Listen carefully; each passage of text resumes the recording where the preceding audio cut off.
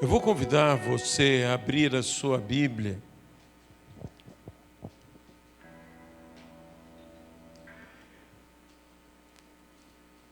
na epístola do apóstolo Paulo aos Romanos, no capítulo de número 8.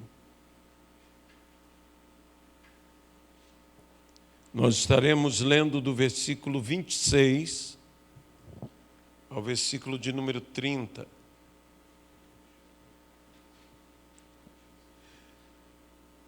Também o Espírito, semelhantemente, nos assiste em nossa fraqueza, porque não sabemos orar como convém, mas o mesmo Espírito intercede por nós sobremaneira, com gemidos inexprimíveis.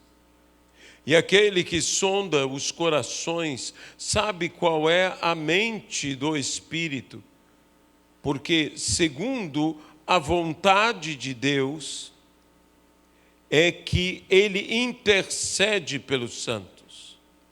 Sabemos que todas as coisas cooperam para o bem daqueles que amam a Deus, daqueles que são chamados segundo o seu propósito. Portanto, aos que de antemão conheceu, também os predestinou para serem conforme a imagem do seu Filho, a fim de que ele seja o primogênito entre muitos irmãos. E aos que predestinou, a este também chamou, e aos que chamou, a estes também justificou, e aos que justificou, a estes também glorificou. Que Deus possa abençoar a sua palavra em nossas vidas. Amado e querido Deus, ajuda-nos a transmitir a Tua palavra segundo a Tua vontade. Abençoa-nos, ó Pai, pelo Teu poder. Que toda a honra, que toda a glória, que todo o louvor sejam dados hoje e eternamente, unicamente a nós, ao Senhor, perdão. E que nós possamos nos humilhar diante do Senhor. Amém. Versículo 31 e versículo 32. Que diremos, pois, à vista destas coisas? Se Deus é por nós, quem será contra nós? Aquele que não poupou o seu próprio filho, antes por todos nós o entregou, porventura não nos dará graciosamente com ele todas as coisas? Amém e amém.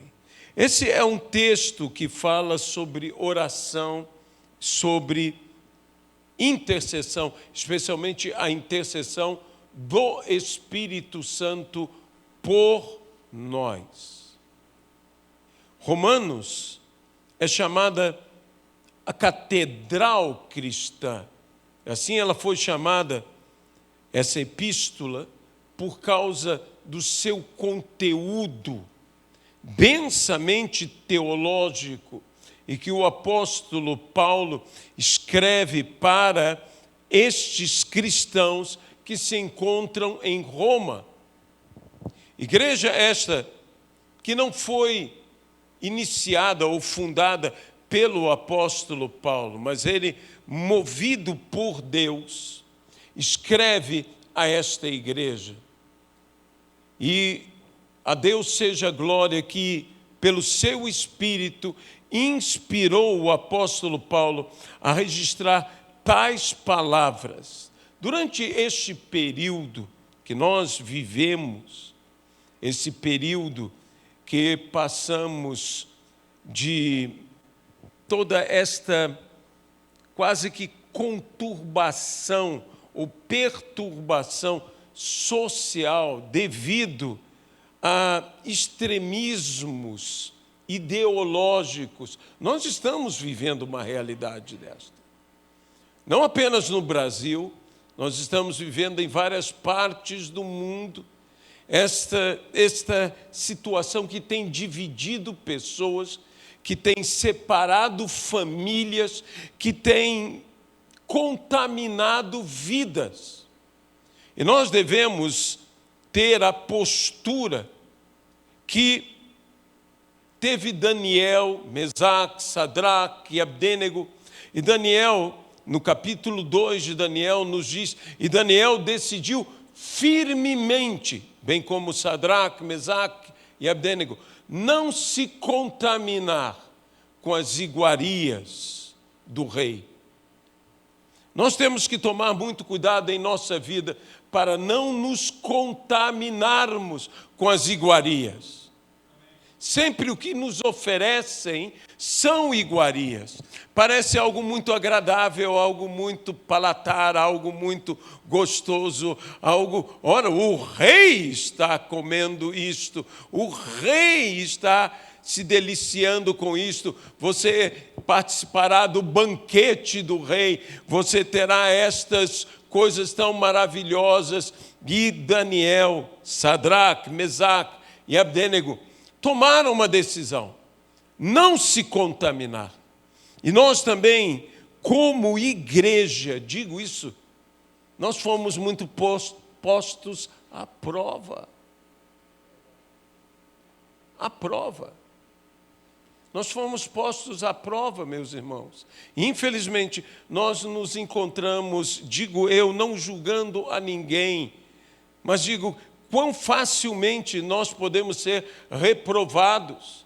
E reprovados com um bom coração, reprovados bem intencionados, reprovados seguindo os caminhos do nosso coração. Há caminhos que para o coração do homem parecem bons, mas que na realidade eles nos levam a um abismo de perdição.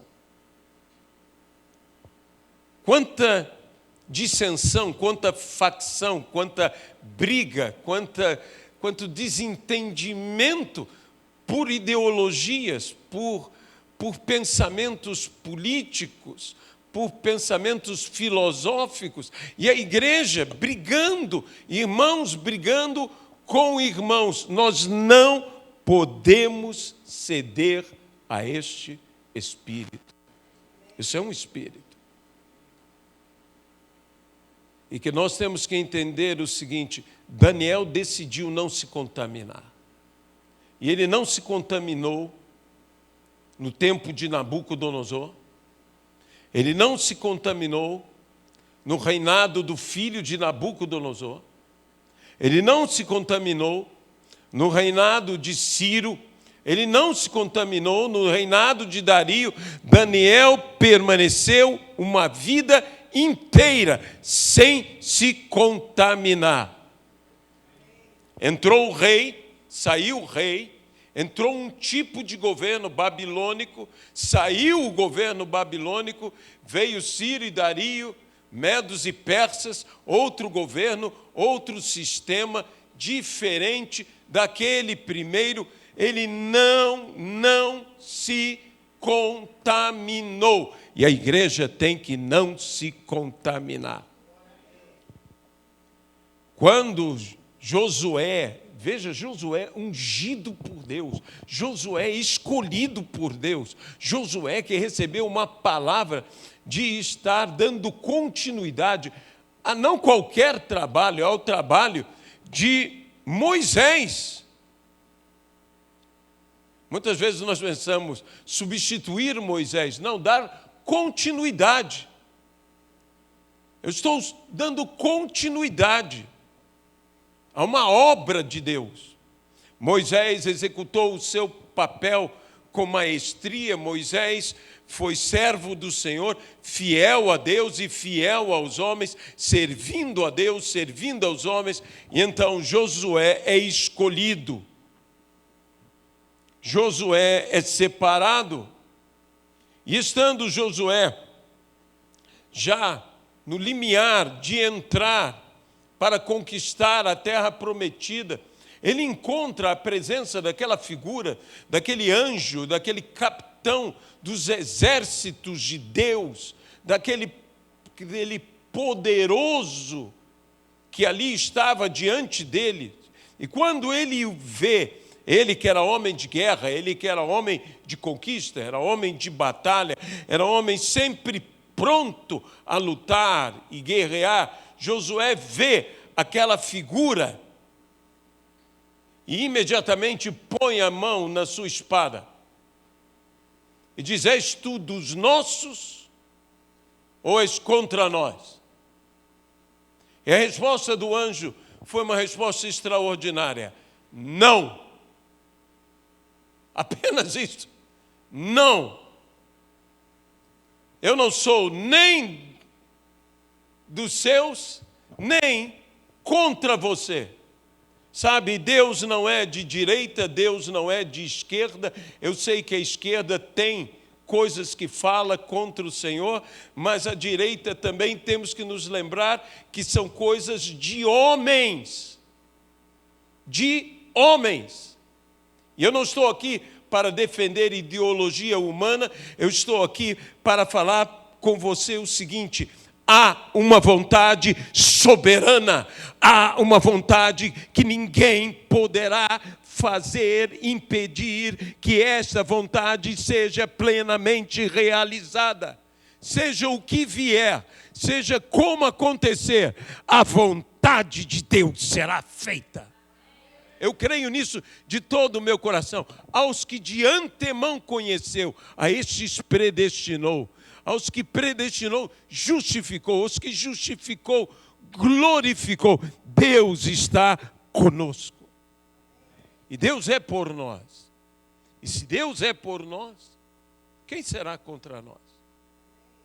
Sabe, durante esse período, uma das provações que a igreja teve é que, seja o lado que for, mexeu com os nossos medos.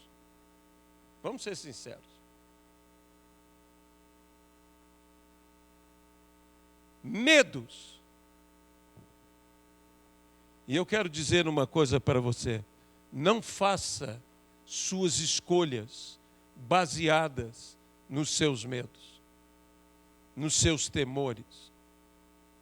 Faça baseada nos seus valores. Você pode dizer amém a isso? Nos nossos valores, os valores bíblicos, os valores que a palavra do Senhor nos dão. Nós não podemos ser guiados, manipulados pelo medo. O medo é um espírito. Ele é um espírito. O medo domina, o medo aprisiona, o medo é um espírito. E nós devemos repreender esse espírito em nossas vidas. Deixe-me somente lembrar de uma pequena característica da epístola aos Romanos, quando essa epístola foi escrita. Quem era o regente, o governante de Roma, quando esta epístola foi escrita? Simplesmente Nero. E, meu irmão, eu quero dizer a você, nem mesmo com um Nero governando Roma, Paulo disse: ai de nós, coitado de nós, pobre de nós. Eles sofreram. Não haja dúvida, eles sofreram, nós conhecemos a história. Nós cantamos aqui que nada pôde deter a igreja está aqui. E onde está Nero? A igreja está aqui. E nós, que diremos, pois, à vista de todas essas coisas? Se Deus é por nós, quem será contra nós? Escute isso como um membro da igreja dos Romanos. Quem será contra nós? Deus é soberano. E nós temos que crer. Essa é uma das doutrinas essenciais, primordiais do Evangelho, a soberania de Deus. Spurgeon dizia que a soberania de Deus é uma espécie de um travesseiro que nos dá conforto na angústia, na tribulação, nas perturbações, quando nós podemos nos inclinar sobre esta realidade, nós podemos nos aconchegar sobre esta realidade, nós podemos nos colocar com a cabeça neste travesseiro, neste conforto. Deus é soberano. Mas uma das coisas mais maravilhosas que aconteceram neste período foi que a igreja orou. A igreja orou. Eu não digo que orou bem.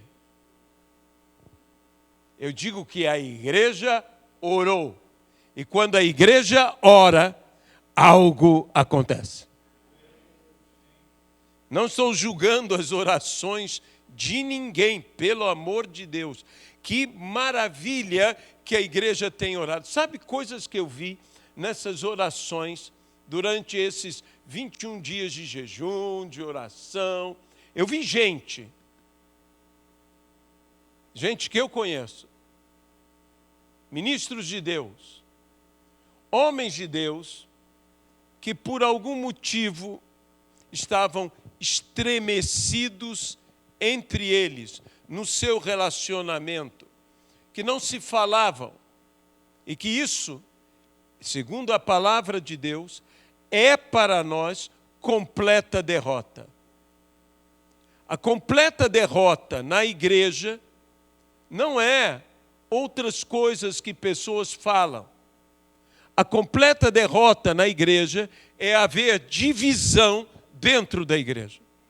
Só em haver partidos entre vós, diz o apóstolo Paulo, já é isto completa derrota para vós. E eu vi pessoas que não se falavam, fazendo lives juntos, orando juntos, voltando a estar em comunhão. Eu disse, olha, algo está acontecendo. Algo está acontecendo. Não vamos julgar o que era falado ou o que era dito. Eu disse, Senhor, eles estão novamente se reunindo. Eles estavam separados, eles estavam divididos. A Deus seja a glória. A Deus seja a glória. Mas eu ouvi muitas orações. Eu queria dizer amém a todas, mas eu não sei. Nós, principalmente pentecostais, temos a mania de dizer amém rápido demais. Não é verdade? É amém.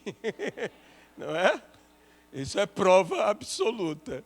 Não é? Nós dizemos amém rápido demais. É quase que um cacuete religioso nosso.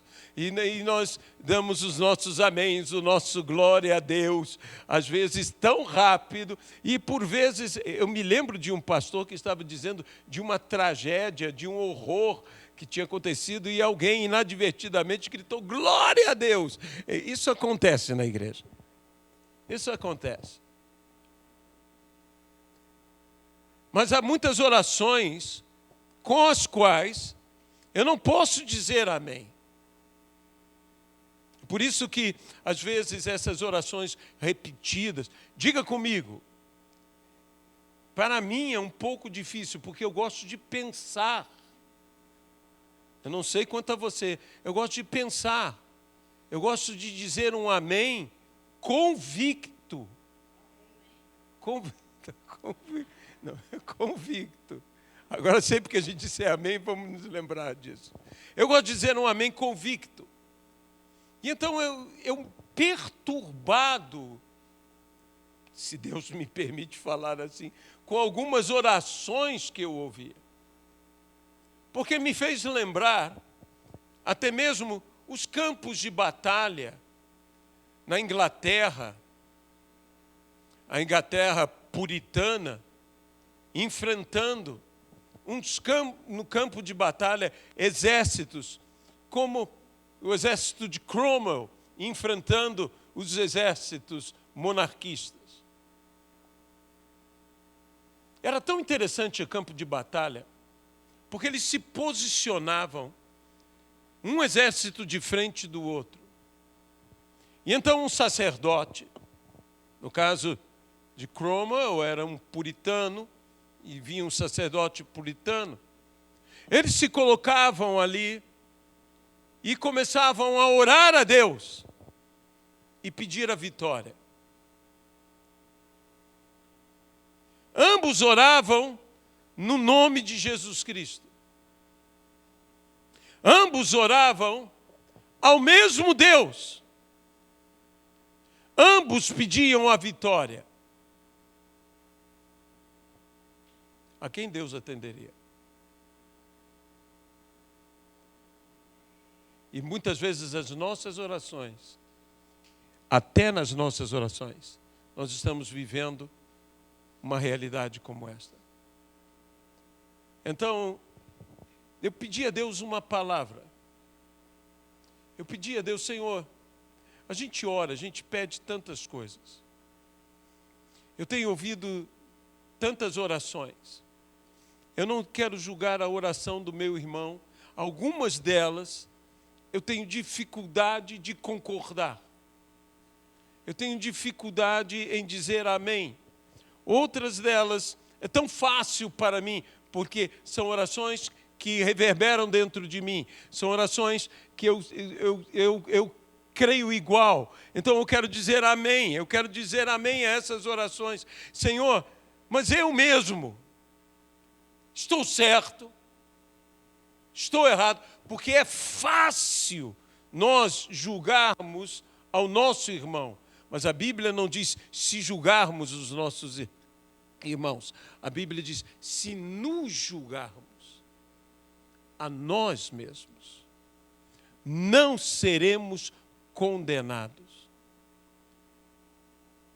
Mas eu descobri uma coisa, quando eu me julgo a mim mesmo, se bem que há pessoas que quando se julgam a si mesmo, não se acham em nada condenadas.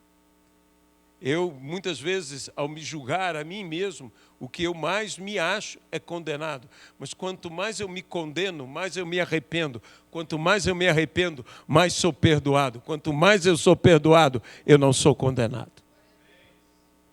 Então, se nos julgarmos a nós mesmos, não seremos julgados, não seremos condenados. Mas quando julgamos aos outros, somos disciplinados pelo Senhor para não sermos condenados. O objetivo de Deus em todo momento é que não venhamos a ser condenados. Eu quero dizer a você algo que Deus disse para mim. Que quando nós oramos, nós mesmos sozinhos, nunca oramos sós. Nunca. Pois o Espírito Santo, esse é o texto que eu li, não apenas ora, mas intercede por nós. E há algo aqui interessantíssimo. Também o Espírito, semelhantemente, nos assiste em nossa fraqueza. Porque não sabemos orar como convém. Essa que é a verdade. Podemos estar orando super bem intencionados. Podemos estar orando convictos. Mas nós não sabemos orar como convém. Mas o mesmo Espírito intercede por nós com gemidos inexprimíveis. Mas o mesmo Espírito intercede por nós com gemidos inexprimíveis. E diz: E aquele que sonda os corações sabe qual é a mente do Espírito, porque segundo a vontade de Deus é que ele intercede pelos santos. Quando eu estou orando, e eu, por não saber orar como convém, o Espírito Santo me auxilia. O Espírito Santo me assiste. O Espírito Santo me ajuda. Ele vem e ele começa a pedir, a interceder. Eu estou orando, mas ele está pedindo segundo a vontade de Deus, que é boa, que é agradável, que é perfeita. Ele está pedindo a Deus, talvez o que eu não esteja pedindo, e eu vou até ir a um extremo, talvez até mesmo ao contrário do que eu estou pedindo, mas ele está pedindo perfeitamente a meu favor o que eu deveria pedir, como eu deveria orar. Então, eu me despreocupei, eu parei de fazer um pecado, julgar a oração do meu irmão. Porque eu disse o seguinte: Senhor, quando nós oramos, nós não estamos orando para mudar a tua vontade ou para que a nossa vontade seja feita. Nós estamos orando, entrando em comunhão direta com o Senhor, para que a tua vontade seja feita na terra como ela é feita nos céus. Então a tua vontade será feita. A tua vontade será realizada. A igreja orou 21 dias. Nós oramos inicialmente aqueles 40 dias pedindo perdão. Porque se há uma coisa que a igreja precisa pedir a Deus, é perdão. Se há uma coisa que eu preciso pedir a Deus, é perdão. Se há uma coisa que eu necessito diante de Deus, é me arrepender. Se o meu povo que se chama pelo meu nome. A Bíblia diz o quê? Se converter. A Bíblia diz o quê? Se arrepender. A Bíblia diz o quê? Se humilhar. A Bíblia diz o quê? Orar. Eu dos céus ouvirei a sua oração e eu sararei a sua terra. Eu creio que a nossa terra será sarada. Você crê que a nossa terra será sarada? Eu creio que a nossa terra será sarada. Eu creio que a nossa terra será sarada de um jeito ou de outro. Ninguém segura Deus. Ninguém segura o Senhor. Nossa terra será curada. Nossa terra será transformada. Nossa terra será uma terra que mana leite e mel. Nossa terra será uma terra abençoada do Senhor. Nossa terra será uma terra próspera. Nossa terra será uma terra cheia do Espírito Santo. Nossa terra será uma terra em que se multiplicará o povo de Deus. Quando nós dizemos, feliz a nação cujo Deus é o Senhor, nós estamos dizendo, é uma nação em que a igreja cresce, em que a igreja ganha gente diariamente, que a igreja ganha pessoas das trevas, que a igreja conta, como a igreja de Jerusalém, contava com a simpatia de todo o povo, e dia após dia ia o Senhor acrescentando o número dos que iam sendo salvos. Eu creio que a nossa nação será uma nação feliz. Eu oro para que o Brasil seja uma nação feliz. Vocês sabem muito bem, eu volto a dizer, a minha postura deste púlpito é não orientar politicamente nenhum membro de nossa igreja e não orientar politicamente através das redes sociais da igreja ou minha pessoal as pessoas no que elas devem votar. eu estou pregando no que elas devem crer. Crer. Então, eu tomei a postura, eu tomo essa postura de não misturar as coisas. É a minha postura, é o que eu entendo que darei contas diante de Deus. E é o meu temor ao Senhor. Disse e volto a dizer, cada um vote segundo a sua consciência, segundo a sua análise, segundo até o seu coração, a sua paixão. Faça como você achar melhor. Não proíbo ninguém de expressar seu pensamento. Eu não tenho o direito. Vocês estão me entendendo? E que seja bem claro. Eu não tenho o direito, pela posição que eu estou. Eu não tenho o direito. É assim que eu entendo. Outras pessoas entendem de outra forma e eu respeito. Mas eu não tenho o direito. Então, se a pessoa quer votar no candidato A, vota no candidato A. Se quer votar no candidato B, vota no candidato B.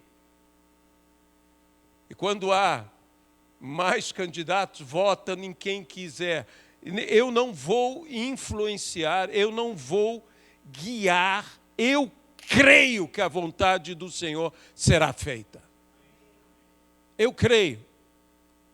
Não entenda que eu não tenha minhas preferências, que eu não faça as minhas escolhas. Eu faço as minhas escolhas, faço as minhas preferências, mas a minha escolha é a minha escolha. Eu não posso fazer da minha escolha a tua escolha. Amém? É simplesmente isso. É para te dar total liberdade. Total liberdade. Nós vivemos uma época que, por exemplo, eu, como não posso querer influenciar, hoje eu estava querendo me vestir, tomei uma camisa, e a minha camisa era verde. Eu disse, se eu for de verde, vão dizer que eu estou fazendo isso. Aí eu disse, não, eu gosto. E eu ia gravar um vídeo e era uma camisa, uma blusa vermelha, azul e branca, mas só se via a parte vermelha. Eu disse, se eu gravar esse vídeo, vão dizer que nós vivemos um mundo louco. Um mundo louco. E, meu irmão, eu gosto de coloridos, né, e de cor forte. Eu sou uma pessoa que gosta de cores fortes. E, às vezes, por exemplo, comprar gravata para mim é um problema, porque como gosto de cor forte, muitas vezes ela não fica muito elegante, vamos dizer assim. Então, nós vivemos uma realidade que hoje está assim. Hoje está assim.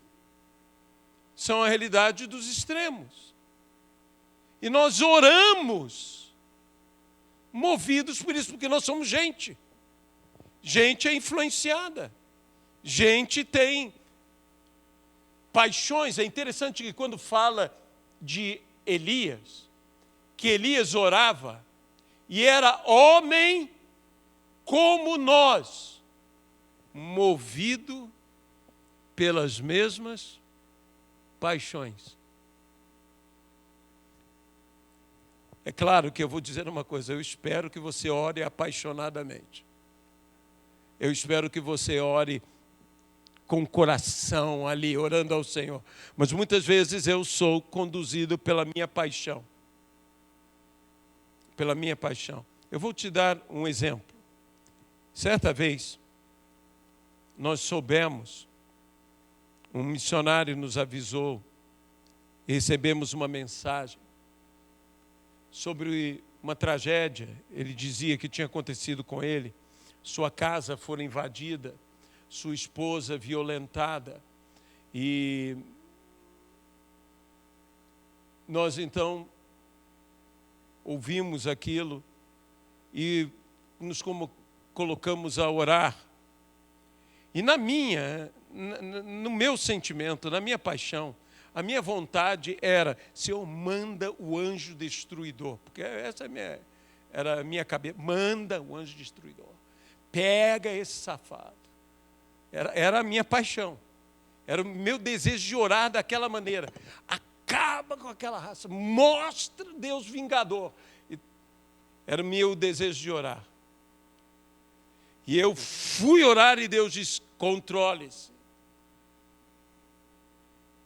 Controle-se. E eu: Senhor, eu quero orar outra coisa. Controle-se. Eu me controlei, obedeci ao Senhor, orei. Senhor, faz justiça. Mas naqueles faz justiça, Deus já olhar para ele: controle-se. Tá, Senhor, tudo bem, controle. Passou uma semana. Uma semana. O missionário me manda de novo outro aviso, disse: pastor, me perdoe. Infelizmente, eu descobri, minha esposa confessou, ela me traiu. E então ela fez todo esse teatro para... Por quê? Porque nós não sabemos. Você veja bem, eu estava sendo movido a orar uma coisa. Na realidade, eu estava orando em cima de uma mentira. Isso já aconteceu com você? Eu estava orando enganado. E Deus me disse: controle-se. E eu então me voltei. Naquela hora que eu recebi a mensagem, eu me lembrei do Senhor me dizendo: controle-se. Eu voltei para o Senhor e disse: Senhor, Tu és Deus. Porque eu iria orar outra coisa. Eu iria pedir outra coisa. Eu orei ainda movido por aquele sentimento. Eu ainda movido por aquela paixão. Ora, quando nós oramos, nós não sabemos orar como convém, porque na realidade nós às vezes nem sabemos sobre as coisas de fato. Nós às vezes oramos movidos por equívocos, por enganos, por mentiras até. Nós oramos enganados, mas o Espírito Santo intercede por nós. E quando você ora, algo sobrenatural acontece e a vontade de Deus começa a se operar. A vontade de Deus começa a se... Agora nós temos o relógio ali, eu ainda tenho o cacuete de olhar o relógio, mas agora quero anunciar a todos que nós estamos com o relógio que nos foi doado pela Letícia, e foi o Antônio que instalou ontem com o Murilo, creio, que estiveram aqui, né? E instalaram também as luzes de emergência. Agora temos algumas luzes de emergência já aqui dentro, né? São 10 luzes, tá certo o que eu estou falando? 5 instaladas só, mas já ajuda, já resolve. E se faltar luz na escuridão, ninguém vai ficar em trevas aqui. Porque a Bíblia diz: nascerá sobre ti a luz. Então glória a Deus, né?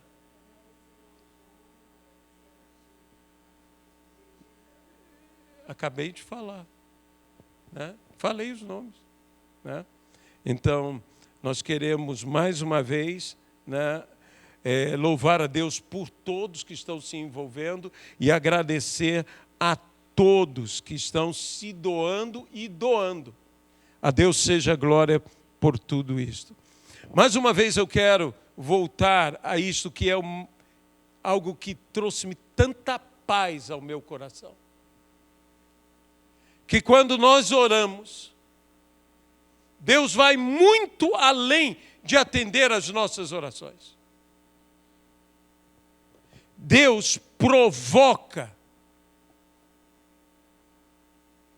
que a vontade dele seja realizada neste mundo. Por quê? Porque nós estamos orando. Nós precisamos orar e orar cada vez mais. Não apenas orar, e eu quero incentivar a você, nós vamos estar participando das primícias que Deus colocou no nosso coração, que todos estivéssemos orando nos primeiros 7 dias de cada mês, orando, pedindo ao Senhor a vontade do Senhor, clamando ao Senhor, buscando ao Senhor de madrugada, porque os que me buscam de madrugada me encontrarão. Então, nós estamos convocando e convidando a igreja a que oremos. Oremos. Mas pastor, nós não sabemos orar. Então falemos como os discípulos de Jesus. Senhor, ensina-nos a orar. Senhor, ensina-nos a orar. Eu quero aprender a orar contigo. Eu quero orar na autoridade do nome de Jesus Cristo. E saber que a tua vontade será realizada.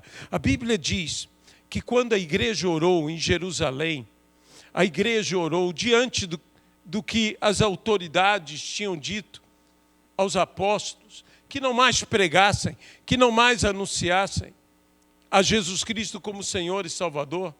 E a igreja, então, começou a orar. A igreja disse, dá-nos, Senhor, ousadia, autoridade para pregarmos. E enquanto nós estamos pregando, que o Senhor estenda as suas mãos e faça milagres, faça maravilhas. E a Bíblia diz, e a terra em que estavam tremeu.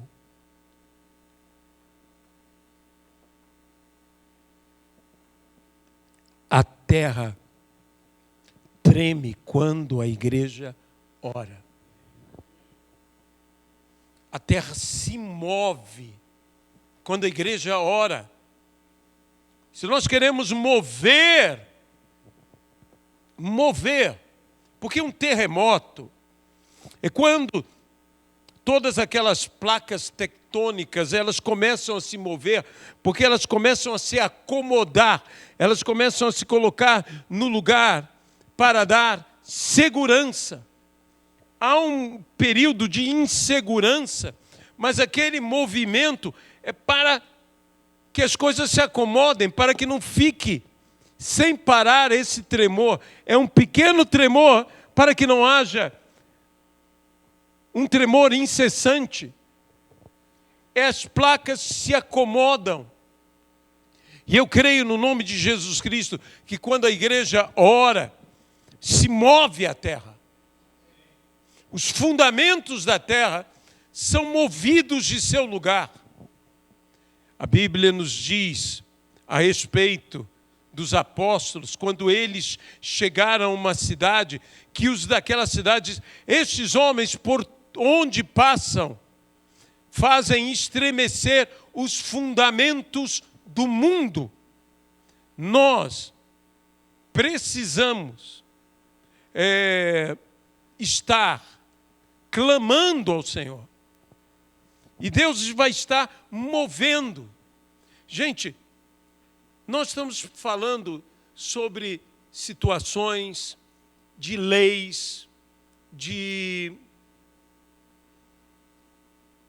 doutrinamento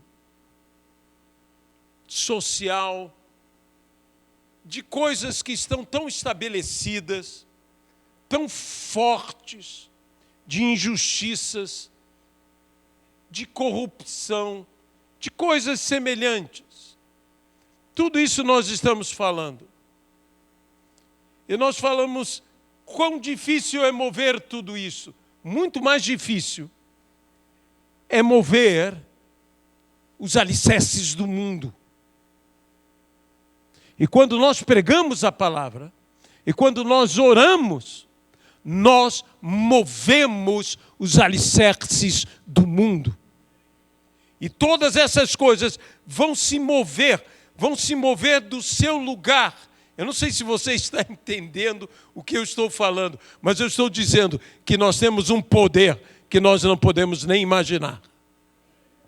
Um poder orando e um poder pregando, que nós não podemos nem imaginar. E nós podemos mover toda a realidade, a mentalidade, a cultura, tudo nós podemos mover por essas duas ações, orando e pregando. Quando a reforma protestante surgiu, ela surgiu num ambiente em que havia um imperador, havia uma autoridade mundial a nível da Europa, um homem com grande poder, Carlos V, fundador dos Habsburgos, da Casa dos Habsburgos, pai de Filipe II, rei de Espanha. Esse homem tinha um poder extraordinário. A reforma surgiu nesse meio. A Igreja Católica Apostólica Romana estava vivendo um período muito difícil. A venda de indulgências, que foi o pivô pelo qual a reforma se iniciou. Havia papas poderosos. Havia um poder religioso. Era o maior poder religioso da terra. Nunca houve algo igual ao poder religioso do papado naquele tempo. Então, os reformistas, eles viviam uma realidade em que eles haviam saído, a Europa havia saído simplesmente da peste negra. A peste negra não foi uma Covid, que foi algo que perturbou o mundo inteiro. A peste negra matou 1/3 da população europeia. Em alguns países, liquidou a metade da população. Não é algo fácil de enfrentar, de viver. Eles estavam vivendo uma realidade comparativa, talvez até mais próxima do que a nossa, da volta de Cristo, dos últimos dias. Perdão, eles podiam simplesmente se sentar e dizer: vamos esperar Jesus voltar, porque a igreja diz: vem, Senhor Jesus. Mas a igreja não pode dizer: vem, Senhor Jesus, para que Ele nos livre desse sufoco. Nós temos que dizer: vem, Senhor Jesus, porque nós te amamos, nós queremos te adorar, nós queremos glorificar o teu nome eternamente. Vem, Senhor Jesus. Mas o que eles fizeram? Eles se levantaram, eles pregaram, eles oraram, eles lutaram. Eu vou dizer uma coisa: venceram. E porque eles venceram, você está aqui. Porque eles venceram, a Europa mudou.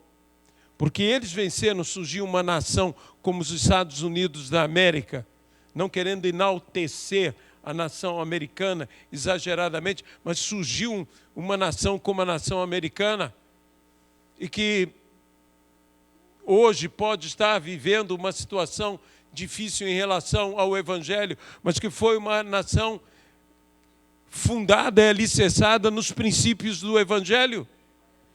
Então, nós estamos vendo coisas que são frutos da luta daquela gente que não se encolheu, que pregou o Evangelho. Um Calvino transformou a mentalidade para sempre. Hoje nós falamos sobre os valores, até mesmo na guerra. A Declaração de Genebra. Sabe o que é a Declaração de Genebra dos direitos na guerra? É Deuteronômio. É Deuteronômio. Como tratar um inimigo que você aprisiona. Está em Deuteronômio. E então, um homem pôde influenciar pregando 40 anos. Nós vamos mudar, não só o Brasil, nós vamos mudar o mundo. Pregando o Evangelho. Ah, mas o mundo vai de mal a pior. Mas eu não me renderei ao mundo. Você não se renderá ao mundo. Nossas famílias não se renderão ao mundo. Mas dentro da minha família, há quem tenha já se desviado, há quem tenha dito, todos voltarão ao Senhor Jesus Cristo. Porque o nosso Deus não perde batalhas, o nosso Deus ganha todas essas guerras, o nosso Deus é todo poderoso, só Ele é Deus. E nós louvamos a Jesus Cristo. E nós pregamos um evangelho de amor, um evangelho de reconciliação, um evangelho de perdão. É isso que nós temos que pregar. É isso que nós temos que pregar. Nós não temos que pregar um evangelho de armas, nós não temos que pregar um evangelho de ira, um evangelho de ódio. Isso não é evangelho. O evangelho é Jesus Cristo morreu na cruz do Calvário por nós, verteu o seu sangue e nos salvou e resgatou e nos fez filhos de Deus para a glória de Deus. É isso que nós temos que pregar. E é isso que vai mudar a nossa nação. É isso que vai transformar a nossa nação. Que se cuidem os outros. Ah, mas nós somos tão poucos. Nós somos tão pequenos. Nós temos desafios tão grandes. Nós estamos sofrendo tanto. Não tema, ó pequenino. É o que a Bíblia diz. Por quê? Porque o teu Redentor vive. Diz Jó, eu sei que o meu Redentor vive e que por fim ele se levantará. Meus amados irmãos, nós temos que levar uma palavra a este mundo de reconciliação. E sabedor do seguinte, oremos. E se porventura, quando orarmos, tivermos orado equivocadamente, erradamente, não tema, porque você orou. E quando você orou, o Espírito Santo te assistiu. E quando o Espírito Santo te assistiu, o Espírito Santo intercedeu por você. E quando o Espírito Santo intercedeu por você, ele pediu o que você deveria ter pedido ao Pai. Não tema, ore. Eu não estou dizendo que tudo que nós pedimos é errado, que tudo que nós falamos é errado. Não, eu estou dizendo o seguinte, que Deus, graças a Deus, atende as nossas orações, não conforme nós pedimos, mas segundo a vontade dEle. Ele atende as nossas orações. Eu também não estou dizendo que Deus não vai te dar o que você está pedindo. Eu creio e espero e oro a Deus para que você receba do Senhor o que você está pedindo, que Ele te abençoe. Mas eu também sei que se eu peço ao Senhor, Ele não me dará no lugar de um peixe, uma cobra. No lugar de um pão, uma pedra. No lugar de um ovo, um escorpião. É o que a Bíblia diz. Porque por vezes eu não estou sabendo, e em vez de pedir pão, estou pedindo pedra. Em vez de pedir um ovo, estou pedindo um escorpião. Em vez de pedir um peixe, estou pedindo uma cobra. Mas Ele não me dará isto. Ele me dará o pão, Ele me dará o peixe, Ele me dará o ovo. Ele me dará o que eu deveria pedir. Ele me dará o melhor. Se me ouvirdes e me escutardes, comereis do bom. E a Bíblia acrescenta, e do melhor. que essa terra tem. Então, hoje, nós estamos votando. Hoje, a nação brasileira estará elegendo aquele que, por um período, estará governando a nossa nação como presidente. Eu oro a Deus para que haja paz na votação e depois da votação. Porque aquele que for eleito, este será o presidente.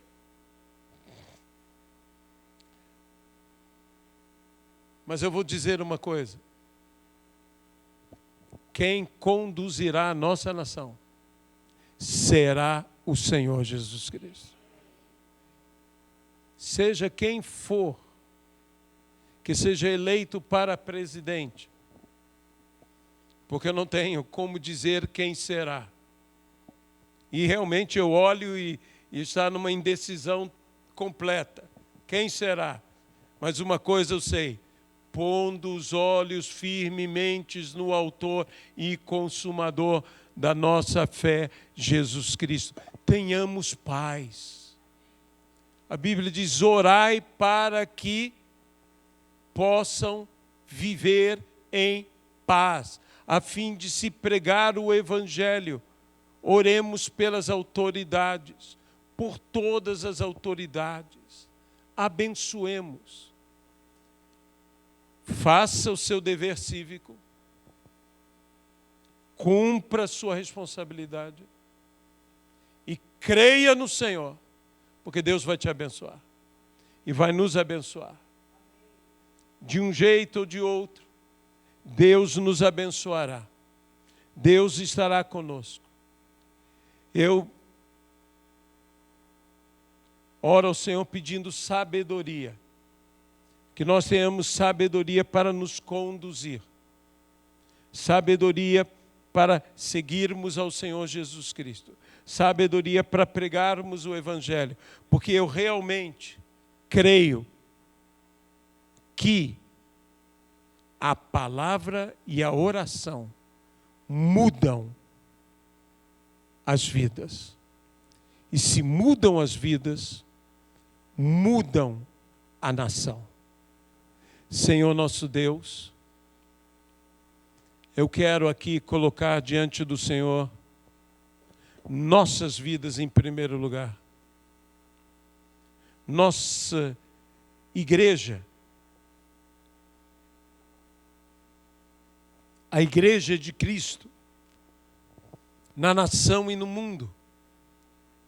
Eu quero colocar a nossa nação. Eu quero abençoar a nação brasileira. Eu quero te pedir, ó Senhor, que eu sei que nós não sabemos orar como convém, mas eu sei também que o Senhor intercede. Que o Senhor aqui nos assiste. Nos assiste, Senhor, pelo Espírito, com o Espírito. Por isso, ó Deus, que o Teu Espírito Santo esteja aqui, Senhor, agindo na nossa vida. Manifestando o Seu poder em nossa nação. Abençoe-nos, ó Pai. No nome de Jesus Cristo. Amém e amém.